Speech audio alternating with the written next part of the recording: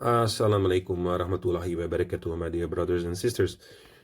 In today's video, I'll be talking about a dream that my wife had about her sister. Now, my sister is a victim of sihr, unfortunately. And I discussed this topic in one of my previous videos, like more than 1.5 years ago.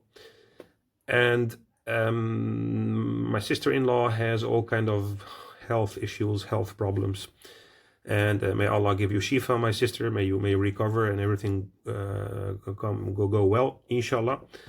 But this person that I'm talking about already went to the doctor, psychologist, and she did everything within her ability to rule out any medical indications. And as she is now increasing her, let's say, prayers, and she's increasing her, let's say, iman and deen, she started to notice some things that are indicating that sihr is involved. And in this particular case, the Jinn or the guardian or the Ghadim Sihr actually manifested in the dream of my wife, which is something interesting to mention. But please, brothers and sisters, just see this as a lesson. And if you recognize one of these things and you are sure that you ruled out all the medical indications, then seek help from Islamic scholars or Islamic Raqi that practice the Sunnah and that do not deviate from the path of Allah. So what is the dream about? The dream about the sister-in-law is as follows. My wife walked into the room where her sister was sleeping. And while she saw her sleep, she saw a dark brown fox sitting on the chest of her sister. Now keep in mind, what she saw in the dream are actually traits and things that the sister-in-law actually experiences in real life. However, this time it became vivid in a dream, and it was shown in a dream. So once she saw the creature sitting on her chest, which was a dark brown fox with human-like eyes, she started to recite the Quran. And while she was reciting the Quran, the creature became afraid and restless and started to become more and more afraid. So while the creature became more afraid, it was asked, "What are you doing here?" And the creature said that he is a Ghadim Sihr. He is a guardian of old magic. And when asked, "Who sent you and what are you doing here?" the creature didn't want to answer. So after continuing reciting let's say the Quran, the creature actually revealed his name, which I'm not going to do here, because Jinn are known to lie and to give false names and whatnot. And besides the point, this is not important.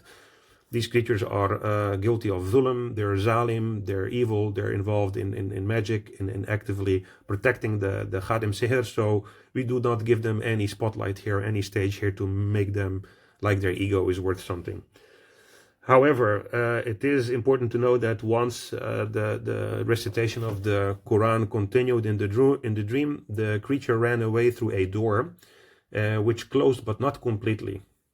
The door was closed, but it was left slightly open, which means that the creature could actually return to pick up the task of guarding the sihr.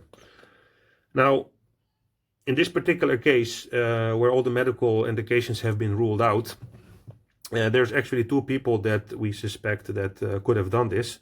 However, the ex-husband seemed to be, let's say, most suspicious in this case, because asking of the hair, like he wanted to cut her hair and take the hair with him, and if he can't have her, no one can. And yeah, after the divorce was finalized, he said all kinds of things that basically aligned with someone who would be able to, get involved in sihr. So in any case, that's a closed chapter, and he will answer to Allah for what he did.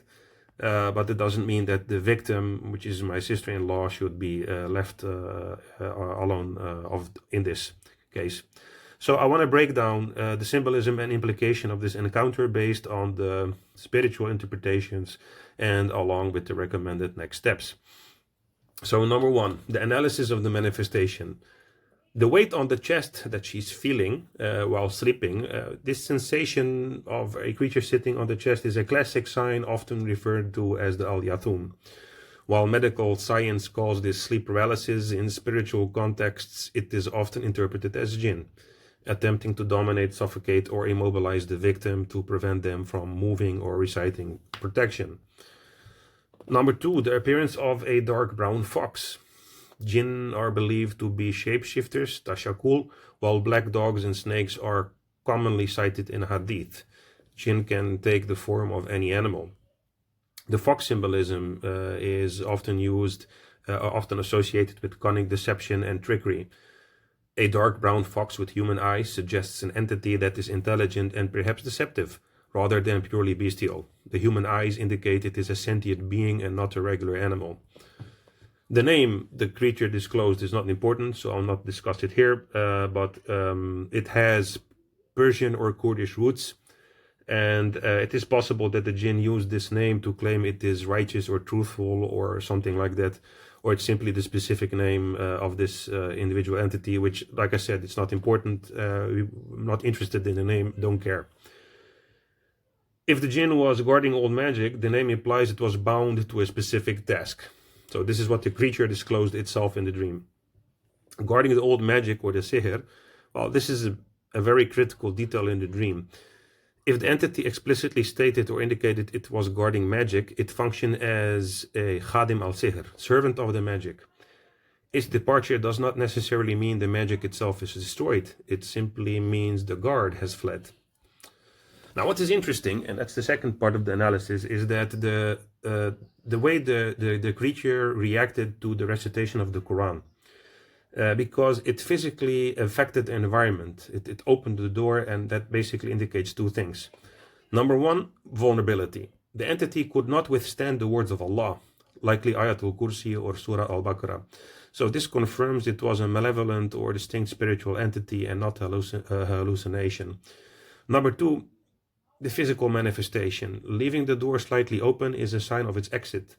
In Ruqya cases, it is common to report physical sounds, breezes, or doors moving as the energy leaves the room. So what are the immediate recommended actions for you, my sister? Well, since the guardian has left, the old magic may now be unguarded but still present. You should consider the following steps to ensure safety and closure. Number 1, fortify the space. How do you do that? By continuous recitation. Keep Surah Al-Baqarah playing in the room or recite it every 3 days. It's best to do it yourself. The Prophet Muhammad ﷺ said that shayateen flees from the house in which Surah Al-Baqarah is recited. Call the adhan, call to prayer in the room where this has happened. It's known to repel jinn. Number 2, search for the magic. Since the jinn claim to be guarding something, do the physical search. Look for unusual objects in the room or house. This could be knots, amulets, old papers with strange writing, a hair, or something buried or hidden in the pillows or mattresses. So look for anything that you can find in the house that looks suspicious and remove it. The next step you should do is seek protection. So you should do every morning and every evening Adhkar, and make sure that you recite the daily protections like the Surat Al-Falaq, Surat Al-Nas, and the Al-Muawwidhatayn. And this will prevent the creature or the entity from returning. And then, of course, do the Tahara. Make sure that you remain in a state of wudu, in a state of ablution, especially before sleeping, because this acts as a spiritual shield. So again, I want to say that while this interpretation focuses on the spiritual aspect that has been described, if you continue to experience chest pressure or hallucinations without, a spiritual case, and like you described, it doesn't seem to be so, but make sure that you always consult a medical professional to rule out sleep apnea or other sleep disorders. Now, in this particular case, we already checked out these boxes, and there's no medical indication. So everything that seems to be happening with her is in fact based on this filthy act of sihr that has been done upon her. So if you can find the object, remove it, and the only thing that can protect us is Allah by doing the specific adhkar, and may Allah protect us from these people who have malevolent intentions. Ameen. Thank you for watching. Assalamu alaikum wa rahmatullahi wa barakatuh.